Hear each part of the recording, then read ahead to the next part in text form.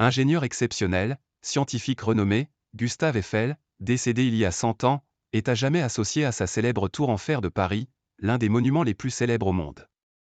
On doit aussi à ce capitaine d'industrie, véritable start-upper avant l'heure, un vaste patrimoine architectural, avec des centaines de constructions sur tous les continents, beaucoup de ponts mais aussi des gares, des phares et des inventions dans les domaines de la météorologie et de l'aérodynamique. Autant d'innovations qui ont poussé ses descendants à déposer une demande de panthéonisation de leur illustre aïeul. Voici 5 choses à découvrir sur Gustave Eiffel. La tour Bonicosan.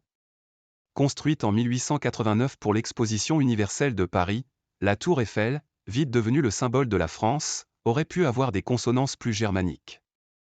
D'origine allemande, Gustave voit en effet le jour en 1832 à Dijon sous le nom de Bonicosan dit Eiffel. Après la guerre de 1870 contre la Prusse, l'inventeur va se débarrasser de ce patronyme de nature à, lui, porter préjudice. Gustave devient définitivement Eiffel et donnera ce nom à sa tour. La technique sans polytechnique.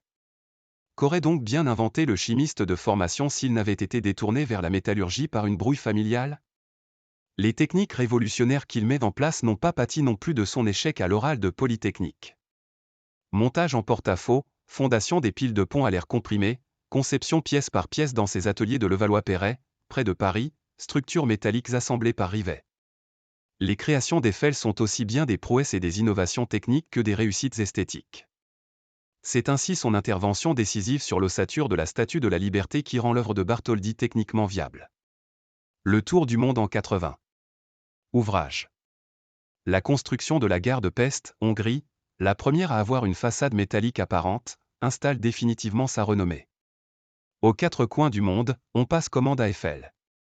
Des dizaines et des dizaines d'ouvrages célèbres, le pont de Porto sur le Douro et le viaduc de Garabi, qui se font écho, la coupole de l'Observatoire de Nice, ou moins connu, des phares à Madagascar, une cathédrale péruvienne, la charpente de la poste de Saigon, des ponts portatifs vendus en kit. Le clou reste bien sur sa tour Eiffel. Gigantesque mécano assemblé en un temps record, et qui devait initialement être démonté, et décrié par les intellectuels, il devient alors le plus haut monument au monde, 300 mètres, et le restera pendant 40 ans. Eurotunnel avant l'heure.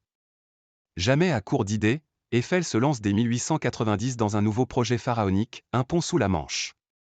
Il dépose un brevet pour un système de pont tubulaire sous-marin à parois métalliques résistantes avec enveloppe intérieure en béton, posé sur des points d'appui reposant au fond de la mer. Ce projet ne verra finalement jamais le jour, pour des raisons au moins autant politiques que techniques.